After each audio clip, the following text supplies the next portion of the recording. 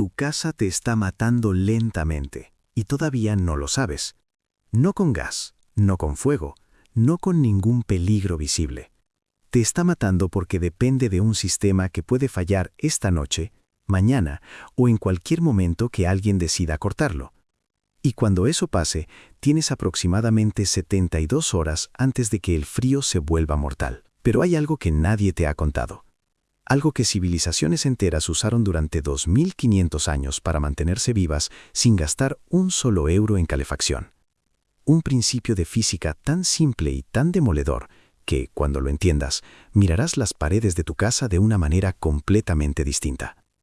Soy Supervivencia Prohibida, y si lo que estás a punto de descubrir te parece tan urgente como a mí, ya sabes lo que tienes que hacer. Suscríbete, porque lo que viene a continuación puede cambiar la forma en que entiendes el refugio, la energía y la supervivencia real. Empecemos por el principio, por la física. Cada material que existe tiene una propiedad llamada capacidad calorífica específica. Es básicamente la cantidad de energía que un material puede absorber antes de que su temperatura suba de forma perceptible. El agua la tiene altísima, la piedra también, la tierra compactada, el hormigón, la arcilla, todos funcionan igual. Absorben cantidades enormes de energía solar antes de calentarse visiblemente. La madera, en cambio, tiene una capacidad calorífica mucho más baja, y el aire prácticamente no tiene ninguna. ¿Qué significa esto en la práctica? Que cuando el sol golpea una pared de piedra de 30 centímetros de grosor, esa energía no se queda en la superficie. Se distribuye por todo el volumen del material, centímetro a centímetro, hasta quedar almacenada en la masa completa de la pared. Una pared de tierra compactada de ese grosor acumula suficiente energía solar durante el día para seguir irradiando calor durante 12 horas después de que el sol se haya puesto. Sin caldera, sin gasoil, sin ningún sistema que pueda averiarse cuando más lo necesites. Este fenómeno tiene nombre, se llama inercia térmica, y es el fundamento sobre el que se han construido los sistemas de supervivencia más eficientes de la historia humana. Piénsalo así, tienes dos sartenes en el fuego, una de aluminio, otra de hierro fundido. El aluminio se calienta en 30 segundos y se enfría en cuanto apagas el fuego. El hierro tarda más en calentarse, pero sigue caliente mucho tiempo después de que el fuego se haya apagado. Tu casa de madera con aislamiento convencional es la sartén de aluminio. Una estructura de tierra o piedra bien diseñada es el hierro fundido. Y ahora la pregunta que deberías estar haciéndote en este momento, y que me gustaría que respondieras en los comentarios. Si esta física lleva funcionando 2500 años, ¿por qué no se enseña en ningún colegio, en ninguna escuela de arquitectura, en ningún programa de construcción? Escribe tu respuesta abajo, porque vamos a llegar a esa respuesta más adelante en este vídeo y quiero saber si lo ves venir. Mientras tanto, sigamos, porque la inercia térmica no es una invención moderna, ni una ocurrencia de ningún arquitecto alternativo. Es una conclusión a la que llegaron, de forma independiente, prácticamente todas las civilizaciones que alguna vez construyeron en un clima exigente. 450 años antes de Cristo, Sócrates describió a sus alumnos lo que él llamaba la casa ideal. Orientada al sur, decía, para que el sol bajo del invierno entre directamente en las habitaciones principales. En verano, el sol sube mucho más alto en el cielo, y un alero bien calculado lo bloquea antes de que llegue al interior. Sin chimenea, sin fuego, sin combustible de ningún tipo. Solo geometría y orientación haciendo el trabajo. Su alumno Jenofonte lo escribió en un texto llamado Memorabilia. Es el documento más antiguo que se conserva sobre diseño solar pasivo, y tiene 2500 años. La física que describe no ha cambiado un milímetro. 5 siglos después, los ingenieros romanos escalaron el mismo principio a una dimensión que cuesta imaginar. Crearon un sistema llamado hipocausto. El suelo de los edificios se elevaba sobre cientos de pequeñas columnas de ladrillo, creando una cámara de aire bajo toda la superficie. Un único fuego en un extremo del edificio empujaba gases calientes por debajo del suelo y a través de canales en las paredes. La piedra absorbía esa energía durante horas.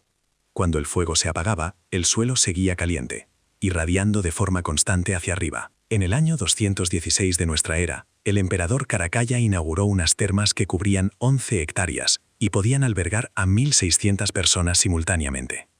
Todo ese espacio, calentado y mantenido a temperatura confortable por un único fuego, alimentando piedra. Los bañistas caminaban sobre suelos calientes mientras nevaba en el exterior. Pero los romanos no fueron los únicos en descubrir cómo manipular la temperatura a través de la masa y la física.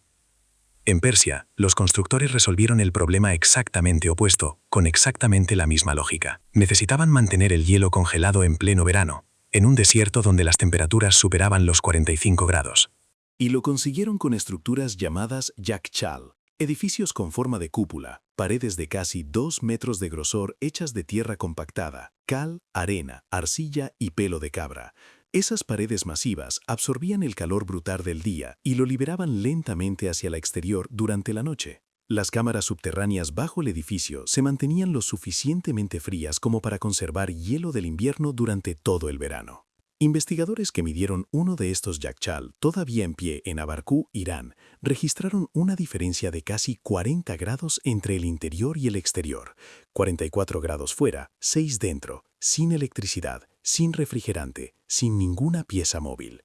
Solo grosor de pared y física trabajando juntos. La estructura tiene más de 2000 años y sigue en pie. Las casas largas medievales europeas tenían paredes de piedra de casi 1 metro de grosor que funcionaban como baterías térmicas de liberación lenta. En Japón, los constructores orientaban sus edificios al sur y usaban suelos oscuros de tierra para capturar y retener el calor solar durante las estaciones frías. Culturas separadas por océanos, siglos y lenguas completamente distintas, todas llegando a la misma conclusión sobre la masa densa y el calor almacenado. La física no cambia dependiendo del siglo en que estés construyendo.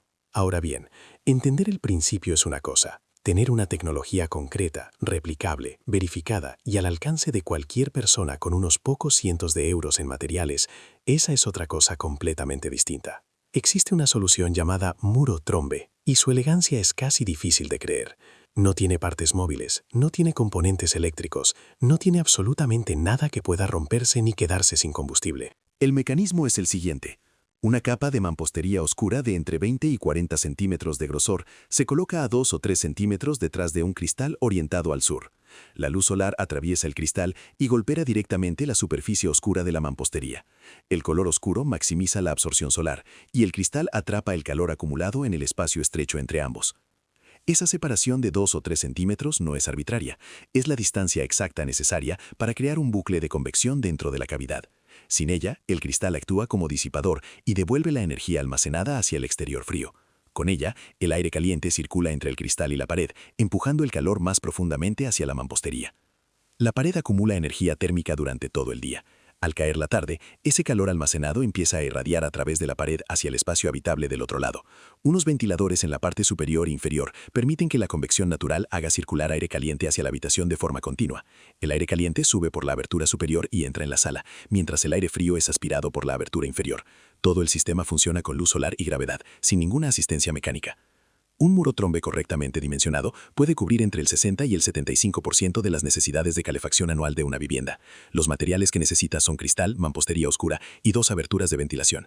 Eso es todo. Se puede instalar sobre cualquier pared existente orientada al sur por unos pocos cientos de euros en materiales. No se necesita ningún técnico especializado y en la mayoría de los lugares tampoco hace falta ningún permiso especial.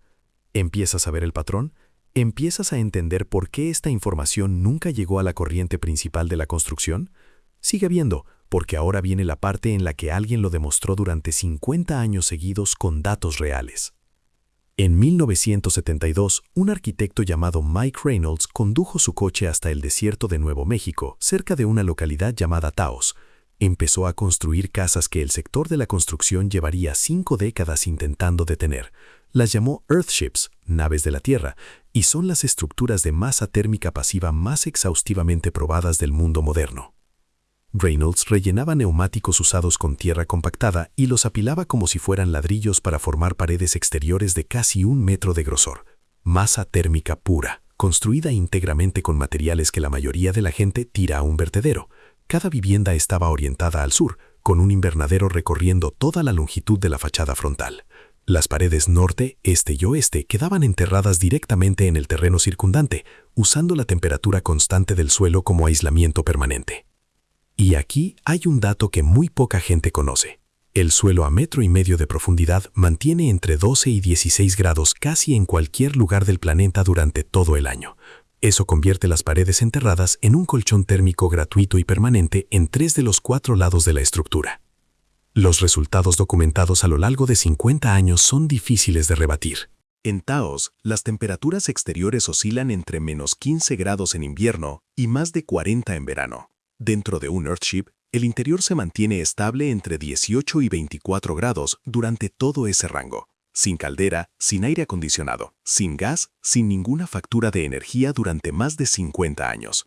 Piensa en lo que eso significa en términos de supervivencia real. Una vivienda convencional de madera pierde aproximadamente 1 grado de temperatura interior por hora cuando se queda sin calefacción. Después de 72 horas sin luz ni gas, el interior está por debajo de los 10 grados. Eso es territorio de hipotermia para personas que duermen, y directamente peligroso para niños y mayores. Un Earthship en las mismas condiciones mantiene su temperatura base durante toda la semana. Se alimenta de la reserva térmica acumulada en casi 1 metro de tierra y neumáticos compactados. No es una diferencia de confort, es una diferencia de supervivencia medida en días frente a horas. El Departamento de Energía de Estados Unidos confirmó que las viviendas de diseño solar pasivo consumen entre un 50 y un 80% menos de energía que la construcción convencional. La Universidad de Bath determinó que las paredes de tierra compactada superan a los marcos de madera aislados en estabilidad de temperatura a lo largo de las estaciones. En 1991, el físico Wolfgang Feist construyó la primera casa pasiva certificada en Darmstadt, Alemania, y fundó el Instituto de la Casa Pasiva 5 años después.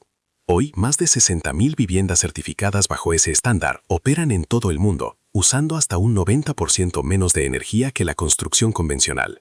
No es una proyección teórica. Son datos medidos y verificados en miles de estructuras en docenas de climas diferentes. Reynolds ha construido más de 3.000 Earthships en todo el mundo, incluyendo Haití, Puerto Rico y Sierra Leona. Esas casas se calientan solas, recogen su propia agua y cultivan alimentos en los invernaderos integrados en la estructura. Funcionan en comunidades donde no existe red eléctrica y donde una factura de energía es directamente imposible. Y ahora llegamos a la pregunta que dejé al principio, la que te pedí que respondieras en los comentarios. Si esta física lleva funcionando 2.500 años, si los datos la confirman, si miles de estructuras la demuestran en climas de todo el planeta, ¿por qué no la conoce nadie? La industria global de climatización, ventilación y aire acondicionado mueve 240.000 millones de euros al año. Solo el mercado estadounidense de gas natural para calefacción residencial supera los 60.000 millones anuales. Cada vivienda de diseño pasivo representa una caldera que no se vende, un aire acondicionado que no se instala y una familia que no paga factura de energía ningún mes durante el resto de su vida. Esa aritmética explica por qué esto no llegó a la construcción convencional. Después de la Segunda Guerra Mundial, Europa y Norteamérica necesitaban millones de viviendas construidas lo más rápido posible. Los promotores parcelaron el suelo pensando en densidad y acceso rodado, sin ninguna consideración por la orientación solar. El gas natural era barato y las calderas más baratas todavía, así que los constructores instalaron sistemas de calefacción en cada parcela y enviaron a los propietarios una factura mensual para el resto de sus vidas. Los códigos de edificación se escribieron alrededor de ese modelo y con el tiempo se convirtieron en el mecanismo que mantuvo fuera las alternativas pasivas. Esos códigos exigían sistemas de conductos específicos, ventilación mecánica específica y capacidad de calefacción específica. Las casas pasivas no necesitaban nada de eso, pero los códigos lo exigían igualmente. En los años 70, la crisis del petróleo abrió brevemente la puerta.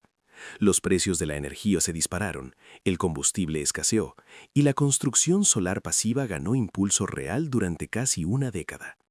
Arquitectos la construían, propietarios la pedían, la física se demostraba sola en estructuras reales.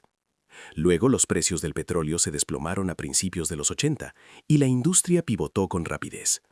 El gas barato volvió, la urgencia desapareció y la breve ventana de interés masivo se cerró casi de golpe.